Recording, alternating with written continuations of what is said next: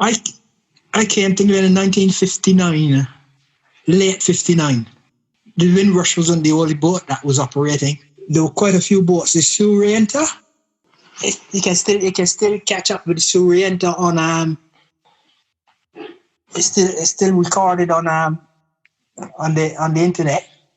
So the Surreyenta, well, they did come to Barbados in the 50s, and we started recruiting.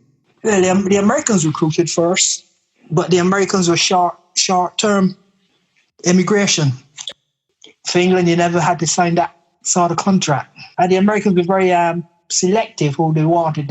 You had to go through a medical and all that before they accept you. I got turned on as a conductor, London buses. I failed the test, but then I went on to, I went straight into the army then. That's the best thing I've done, really.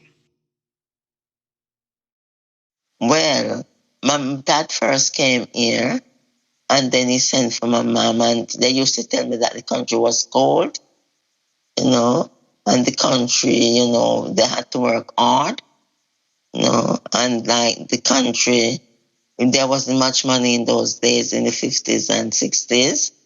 You work for a little and nothing, like 4 shilling, 5 shilling, and everybody had to live in one room, and cook in one kitchen, so it was different from now. It was a better time, I think.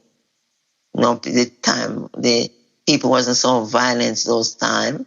Because when I came here, my mom used to leave her front door open, and people wouldn't come in and take anything. And I used to work for 4 shillings.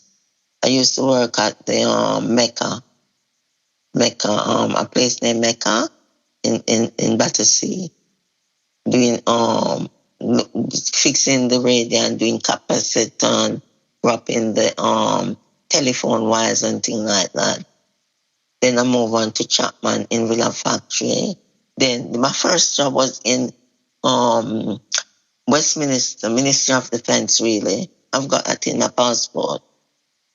Yeah, I used to work with the brake soldiers doing filing. So I've got a lot of experience about working in this country.